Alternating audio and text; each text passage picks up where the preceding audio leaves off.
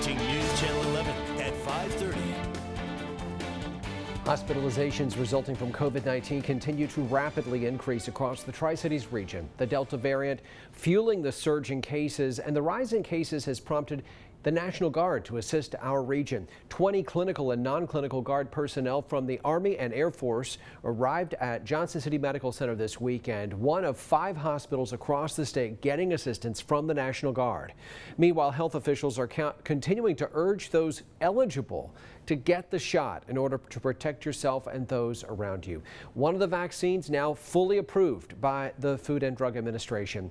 Joining us now is Ballad Health Chief Infection Prevention Officer Jamie Swift. Jamie, thank you for your time today. As always, the FDA giving that stamp of full approval. There have been some who've been hesitant because, it just has emergency approval. So what should this mean to them? This really is a monumental day and an exciting day in our battle against COVID-19. So to have this vaccine really go from EUA to full approval gives that extra layer of reassurance to anybody who had questions about, is this vaccine safe? Is it truly safe? Do we know? And so with this full approval, that's just another reassurance that yes, it is safe, it is effective. And now more than ever, if you've been on the fence, I really hope this will be the thing that really propels people to go ahead and go start that vaccine series. If you were to hear this today and then go tomorrow in the midst of a very high rate of transmission, according to all the data we're seeing, you're still vulnerable, right? I know we've been talking about this, but you have a few weeks ahead of you where you're not going to have the full benefit of that vaccine, right? Correct. So you're really not fully protected from this vaccine series until 2 weeks after that second dose. And so you've got 3 weeks in between the first dose and the second dose, and then 2 more weeks to reach that full immunity. And if you think about it, it's the exact same way in our childhood vaccines. You'll have 2, 4, 6 months. And so that really is this vaccine series of introduce it, and then that second shot is really what gets the immune system to really respond and give you that level of protection. Jamie, I think for many the vaccine was the way to not get COVID-19, but we're hearing that there are people who have gotten the vaccine who are still contracting COVID-19. What do you say to those who would then say, well, there you go, there's proof this thing doesn't work?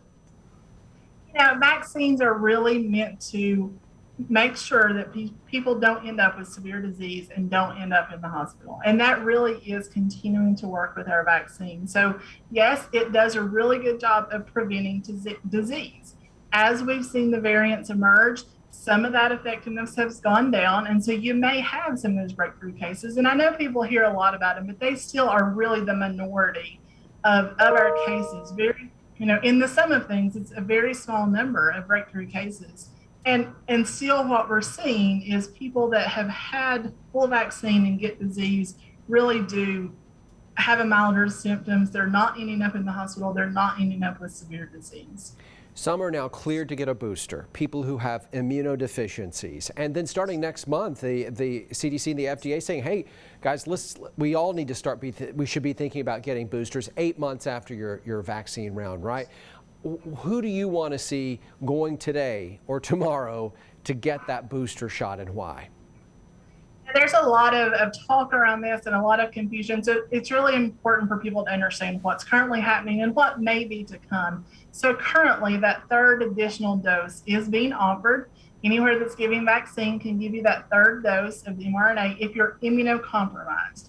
So if you have moderate to severe immunocompromised systems, then you can come in and you can get that additional third dose. If you have any questions about, do my health conditions make me immunocompromised, just talk to your physician and determine, do I meet the criteria to get this additional dose?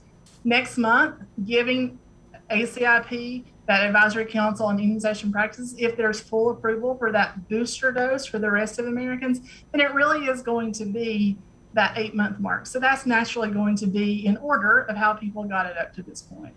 But is it safe to say, that in your opinion, from what you're seeing, that all those who've been vaccinated eventually will need to get a booster?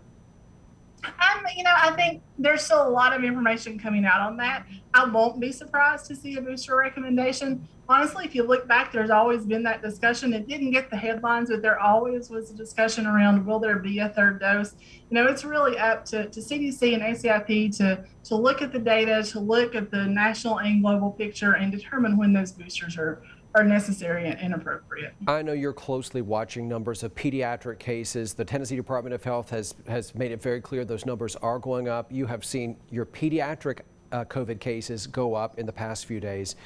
For parents, the wish is there was a vaccine. Many would love to take advantage of that. Is there any movement on that front tonight?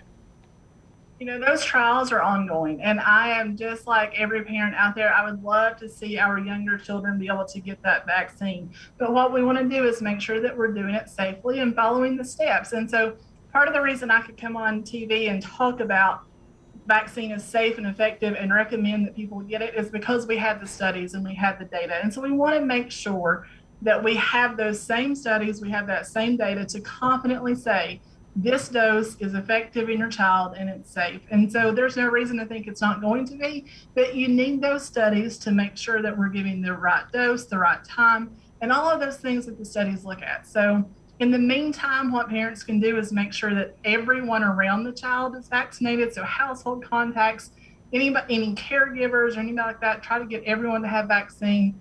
Masking is the very next best thing. Jamie Swift with Ballad Health, thank you very much. We appreciate your perspective on the rapidly developing situation. Thanks so much. Stay with us, everybody. Back in a moment.